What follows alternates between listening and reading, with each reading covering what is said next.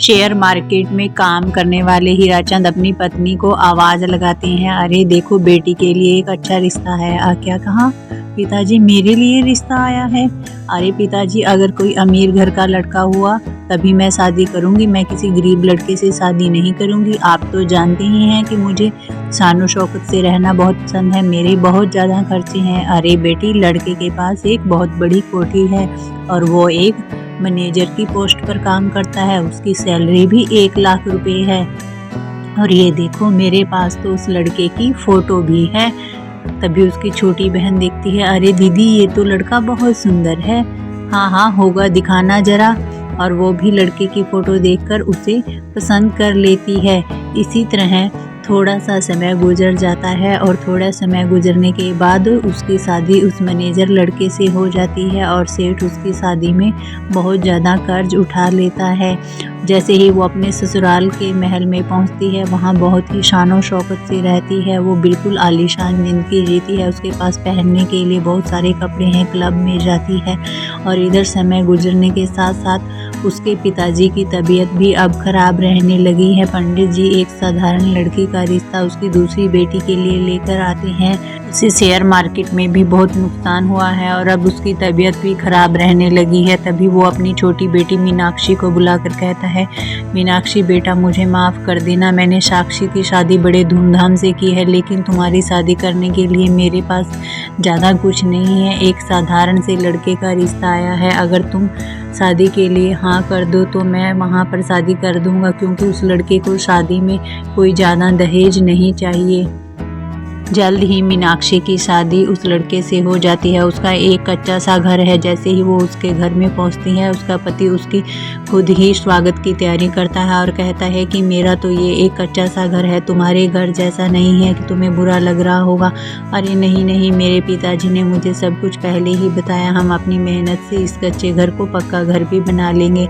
इसी तरह समय गुजर जाता है और गुजरते समय के साथ साथ उनके हालात और भी बदतर होते चले जाते हैं। मीनाक्षी बेचारी चूल्हे पर खाना बनाती है और ये सब देखकर उसका पति कहता है कि देखो तुम कितने अच्छे घर से हो और यहाँ आकर तुम्हें क्या क्या करना पड़ रहा है, मैं कोई अच्छी जॉब ढूंढ लूँगा। और वो देखता है कि उसका हाथ जला हुआ है और तभी उसे बुलाकर उसके हाथ पर मरहम लगाता है और अपने हाथों से ही उसे खाना खिलाता है। वो दोनों अच्छे से प्यार प्रेम से रहते हैं। तभी उसकी बहन साक्षी फ़ोन करके कहती है कि अरे मुझे पता चला है कि तुम्हारे पति को सिक्योरिटी गार्ड की जॉब मिल गई है। चलो अब तुम्हारे हालात कुछ तो अच्छे होंगे, कम से कम तुम्हें भरपेट भोजन तो मिल पाएगा, वरना तुम्हारे हालात तो बिल्कुल गरीब होते जा रहे हैं। वो समझ जाती है कि मेरी बहन ने मुझे ये सब सुनाने के लिए कहा है और अगले ही दिन वो सिक्योरिटी गार्ड की वर्दी पहनकर ऑफिस पहुंच जाता है। वहां पर साक्षी का पति एक मैनेजर के पद पर नियुक्त है। जैसे ही वो बाहर खड़ा होता है, तभी एक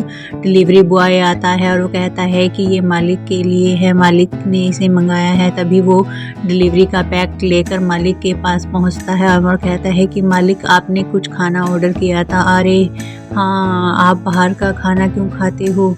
अरे कुछ क्या करूँ यार, मुझे तो गर्म खाने की आदत है, अगर घर से लेकर आता हूँ तो वो ठंडा हो जाता है।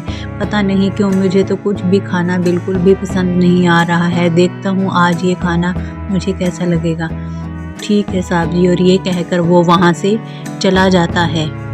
थोड़ी देर में मोहन वापस आता है और कहता है कि सर आपसे मिलने के लिए मिस्टर जडेजा आए हैं, क्या मैं उन्हें अंदर भेज दूं? अरे आपने तो खाना ही नहीं खाया, क्या आपको ये खाना भी पसंद नहीं आया? अगर आप कहें तो मैं आपके लिए अपने घर से खाना लेकर आऊं, मेरी पत्नी बहुत अच्छा खाना बनाती है। और अगले दिन वो अपने घर का खाना लाता है और जिसे कंपनी का मालिक खाकर बहुत पसंद करता है, वो पूरा खाना चट कर जाता है और कहता है कि मोहन वाकई में ही तुम्हारी पत्नी के हाथों में जादू है, मैंने इतना स्वादिष्ट खाना पहले कभी नहीं खाया, क्या तुम कल फिर मेरे लिए खाना लेकर आओ? मोहन अगले दिन फिर सेठ के लिए खाना लेकर आता है और उसे वो खाना बहुत पसंद आता है। जब वो खाना खा रहे होते हैं तभी वहाँ पर साक्षी का पति मैनेजर आ जाता है और कहता है कि अरे सर, ये क्या आप इस गरीब के घर का खाना क्यों खा रहे हो?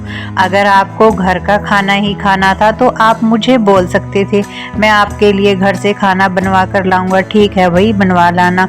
और अगले ही दिन वो अपने घर जाता है और अपनी पत्नी से कहता है कि तुम्हें बहुत ही स्वादिष्ट खाना बनाना होगा, क्योंकि ये सब मेरी प्रमोशन का सवाल है। अगर तुमने अच्छा खाना बनाया तो मेरी प्रमोशन हो जाएगी। ठीक ठीक है, इंडियन खाना बना दूंगी।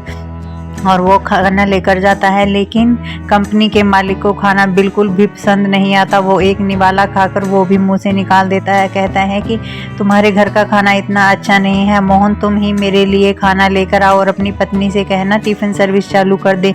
और इधर साक्षी का पति उसे डांटता है, कहता है कि तुम किसी काम की नहीं हो, कितना बेकार खाना बनाया है, आज मेरी बेइज्जती हो चुकी है, मेरी प्रमोशन भी रुक चुकी है। इस तरह उन दोनों पति पत्नी में झगड़ा शुरू हो जाता है। साक्षी कहती है कि मैं कोई काम वाली बाई नहीं हूँ। मीनाक्षी टिफ़िन सर्विस शुरू कर देती है और वो कंपनी के मालिक का शुक्रिया अदा करती है, आपने मेरा खाना पसंद किया और इसकी वजह से आज मुझे काम भी मिल चुका है, और आपने टिफ़िन सर्विस शुरू करने का जो आइडिया दिया है उसके लिए आपका बहुत बहुत धन्यवाद। और तभी मालिक कहता है कि तुम पैसों की चिंता न करो और टिफ़िन सर्विस जारी रखो, क्योंकि मुझे तुम्हारा खाना बहुत पसंद आया है। मीनाक्षी का टिफ़िन सर्विस का काम अच्छे से चल जाता है और सेठ को उसका खाना बहुत पसंद आता है। उसके साथ साथ भी दूसरे लोग भी अब उसका खाना बहुत पसंद कर रहे होते हैं और इसी तरह उसके पास अच्छे खासे पैसे हो जाते हैं। समय गुजरने के साथ साथ अब वो दोनों एक अच्छा सा बड़ा रेस्टोरेंट खोल लेते हैं और रेस्टोरेंट में भी ग्राहकों की बहुत भीड़ लगी हुई है। साक्षी का पति काम में धोखाधड़ी करता है, इसलिए उसे कंपनी से निकाल दिया गया है और उनके इतने बुरे हालात हो जाते हैं कि उनका घर भी बिक जाता है और वो दोनों बिल्कुल रोड पर आ जाते हैं। एक दिन रोड पर चलते चलते उनकी टक्कर एक गाड़ी से हो जाती है और उस गाड़ी में से मीनाक्षी और उसका पति निकलते हैं। अरे दीदी, ये क्या, आपने ये क्या हालत बना रखी है? अरे कुछ नहीं, ये सब तो मेरे कर्मों और मेरे बोल का नतीजा है। देखो आज हमारी हालात कितने खराब हो चुके हैं। अरे बहन, मैंने तुम्हारे साथ बहुत बुरा किया, मुझे माफ़ कर देना। अरे नहीं दीदी, आप ऐसा न करें। अरे सर, आप चाहे तो मेरे होटल में काम कर सकते हैं, वहाँ पर मैनेजर का काम के लिए मुझे एक आदमी चाहिए। आपका बहुत बहुत धन्यवाद, मैंने भी आपको नीचा दिखाने में कोई कसर नहीं छोड़ी, इसलिए हमारे साथ ये सब हुआ है। वो दोनों कहते हैं कि आप हमारे साथ चलें और वो उनके साथ उनके घर चले जाते हैं। समय बहुत ही बलवान होता है, हमें इसकी कदर करनी चाहिए।